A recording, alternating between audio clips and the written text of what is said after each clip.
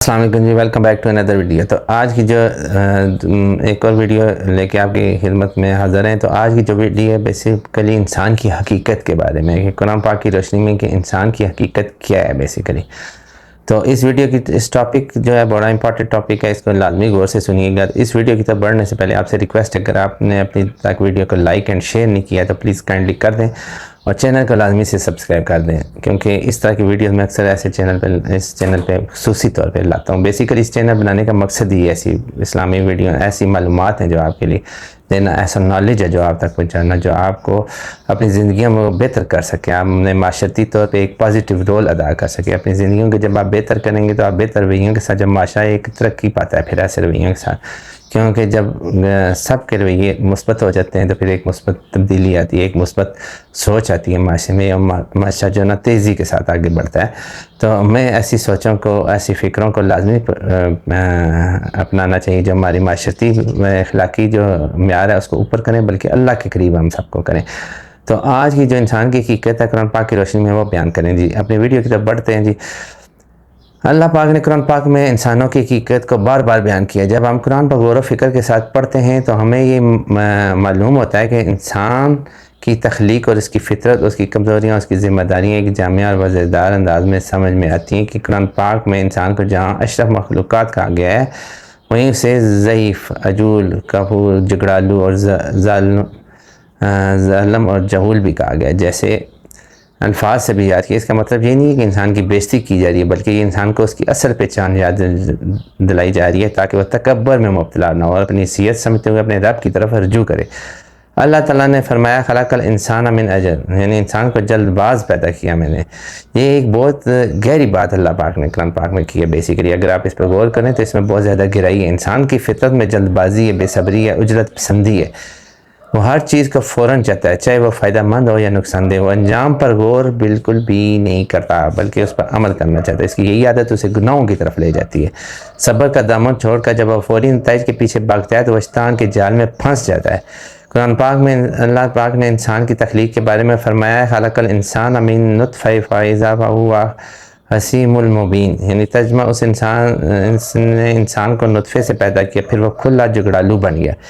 یہ کیسا عجیب تضاد ہے ویسے، جو مٹی اور پانی کی امیزر سے ایک حکیم نطفے سے پیدا ہوا ہے، وہی رب کے اکرام پر جھگڑتا ہے۔ انسان بھول جاتا ہے کہ اس کی اصل کیا ہے، اس کے علم، مال، طاقت، منصب، شہرت یا اختیار میں آتے ہی وہ اپنی حیثیت سے غافل ہو جاتا ہے۔ وہ تکبر میں آ کر یہ گمان کرنے لگتا ہے کہ وہ خود کفیل ہے، خود مختار ہے، حالانکہ اس کی ہر سانس، ہر دھڑکن، اس کا ہر وجود ہی اپنی رب کے رحم و کرم کا محتاج ہے۔ قرآن پاک میں فرمایا گیا کہ ان الانسان لا یدفع انا را استغیث، الگ 6 سے 7 آیات ہے۔ ترجمہ یقیناً انسان سرکشی کرتا ہے جب وہ اپنے آپ کو بے نیاز سمجھنے لگتا ہے۔ یہی وہ مقام ہے جو انسان گمراہی کی راہ پر چل نکلتا ہے۔ اللہ نے جب اس سے مال، صحت، علم، طاقت دی تو بجائے شکر کے وہ غرور میں مبتلا ہو جاتا ہے بیسیکلی۔ بجائے شکر کرنے کے وہ غرور کرنا شروع ہو جاتا ہے اور ان نعمتوں کو اپنے قابو کی چیزیں سمجھنا شروع ہو جاتا ہے، حالانکہ یہ سب کچھ اللہ تعالیٰ کی طرف سے دی گئی آزمائشیں ہوتی ہیں۔ بیسیکلی یہ جتنی نعمتیں دی گئی ہیں ان کے ساتھ آزمائشیں ہوتی ہیں، ان پہ بہت سارے بندوں کا حق ہوتا ہے، بہت ساری چیزوں کا حق ہوتا ہے جو آپ نے پورا کرنا ہوتا ہے۔ اس کے ذریعے بھی آپ کو آزمایا جا رہا ہے، پیسہ دے کے، اولاد دے کے، سب کچھ دے کے آزمایا جاتا ہے۔ انسان نہ صرف اجرت پسند ہے بلکہ سادہ لو بھی ہے، بلکہ وہ جلدی یقین کر لیتا ہے، جلدی بیٹھ جاتا ہے۔ شیطان کے وعدوں، دنیا کی چمک دمک اور نفس کی خواہش اسے فوراً بکا دیتی ہے۔ قرآن پاک کہتا ہے کہ وَكَانَ الْإِنسَانَ فَتُورًا، اور انسان تو بڑا تنگ دل ہے، یعنی جب انسان جب دینے کا وقت آئے تو بخیل ہو جاتا ہے، اور جب یعنی کہ جب وہ بخیل بن جاتا ہے تو جب صبر کا وقت آتا ہے تو وہ شکر بھی نہیں کرتا۔ تو یہی اس کی اصل کمزوری ہے، اور نہ طاقت سنبھال پایا، نہ آزادی کو، نہ عقل کو ضبط میں رکھ سکا، نہ جذبات کو۔ بیسیکلی یہ اس کا مقصد ہے۔ تو انسان کی ایک اور بڑی کمزوری ہے اور اس کی جبلت ہے، یہ قرآن پاک بتا رہا ہے ہمیں کہ ہم کیا ہیں بیسیکلی۔ اس کو غور سے سنیں، اس کو آپ خود پہ غور کریں اور آپ کو پتہ چلے گا کہ قرآن پاک ہمارے بارے میں کتنا صحیح کہتا ہے۔ یہ اللہ کے الفاظ ہیں، اللہ ہمارے بارے میں بیسیکلی کتنا صحیح بتا رہا ہے، کیونکہ اس نے ہمیں بنایا، وہ ہمیں جانتا ہے، وہ ہمیں بتا رہا ہے کہ تم ہو کون، ٹھیک ہے، ہمیں بتا رہا ہے، ٹھیک ہے۔ انسان کی ایک اور بہت بڑی کمزوری اس کی جبلتیں ہیں، وہ آج تک اپنی نفسانی خواہشات پر قابو نہیں رکھ پایا۔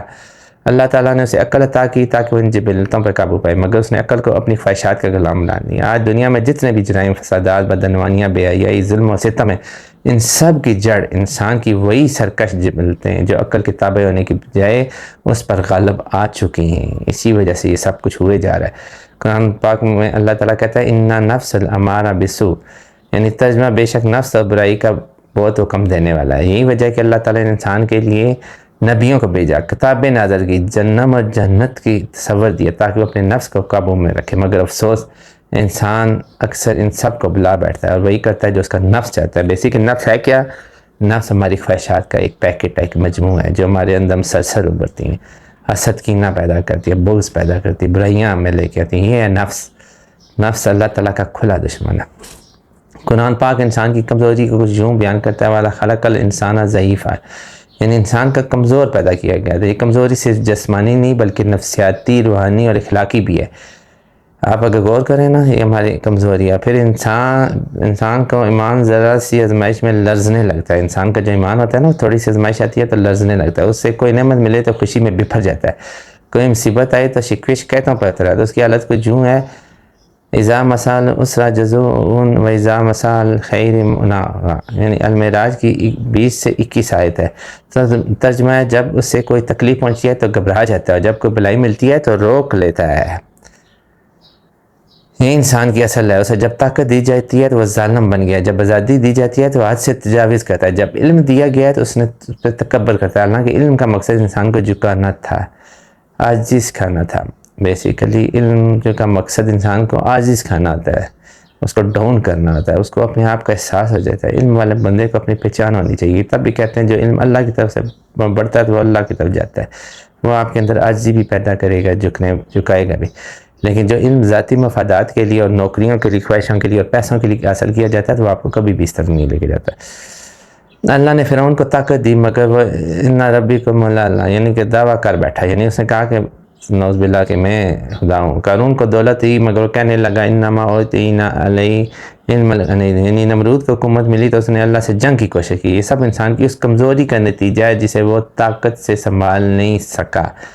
اب سوال یہ ہے کہ کیا انسان کو بس انہی عیبوں کے ساتھ چھوڑ دیا گیا ہے؟ تو کویسچن ہوتا ہے نا کہ انسان کو اگر یہ سوال پیدا ہوتا ہے کہ انسان کو بس انہی عیبوں کے ساتھ چھوڑ دیا گیا ہے، تو ایک کویسچن ہے نہیں، بلکہ اللہ تعالیٰ نے انسان کو سب خامیوں کے باوجود اشرف مخلوقات بنایا، کیونکہ اس میں توبہ کرنے کی طاقت دی، سیکھنے کی صلاحیت اسے دی، نیکی کی خواہش اور اللہ کی طرف پلٹنے کا جذبہ دیا، جس کی وجہ سے میں کہتا ہوں میری ویڈیو کو لائک اینڈ شیئر کیا کریں، کیونکہ یہ جو لوگوں کے دلوں میں پڑتی ہے اللہ تعالیٰ ان کو پلٹنے کا جذبہ ان کے اندر بیدار کرے اور وہ واپس پلٹے۔ اگر ان میں کوئی برائی ہے اس کو وہ سمجھ جائیں، جان جائیں اور اللہ کی طرف پلٹیں۔ انسان اگر اپنی فطری کمزوریوں کو پہچان لے تو ان کا علاج کرے، اللہ کے قریب ہو جائے تو اپنی عقل کو نفس پر غالب کر لے، تو وہی انسان جو کبھی عجول اور کفور تھا وہ اب شکور اور صابر موت سے بن جاتا ہے۔ وہی انسان جو مٹی سے بنا تھا جبلت کی بلند و بالا منزلوں کا مستحق ہو جاتا ہے۔ حضرت علی رضی اللہ عنہ کا فرمان ہے کہ مجھے تعجب ہے اس پر جو اپنے رب کو جانتا ہے پھر بھی تکبر کرتا ہے۔ تو جب ایک بندہ قرآن پاک کو اپنا آئینہ بنا لے، اس سے اپنی حقیقت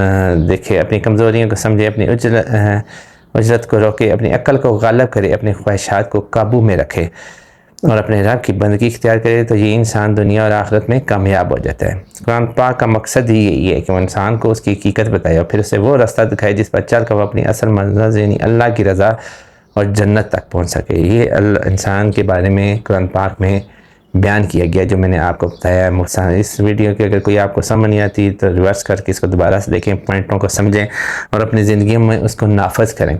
گرمی بہت زیادہ ہے، اس کمرے میں اے سی نہیں لگا ہوا، بغیر اے سی کے ویڈیو بنا رہا ہوں، اسی وجہ سے پسینہ آ رہا ہے، تو برداشت کریں۔ اگر آواز میں بھی کوئی تھوڑا بہت مسئلہ آ رہا ہے تو اس کو بھی برداشت کریں، کیونکہ گرمی بہت زیادہ ہے۔ مئی کا مہینہ ہے، مئی 2025 ہے، تو آبویسلی آپ خود اندازہ لگا سکتے ہیں کہ بہت زیادہ گرمی ہے اس ٹائم۔ لیکن آپ کے لیے ویڈیو بنانے کا مقصد کوئی آپ احسان نہیں ہے، بلکہ اس کا صرف ایک مقصد یہ ہے۔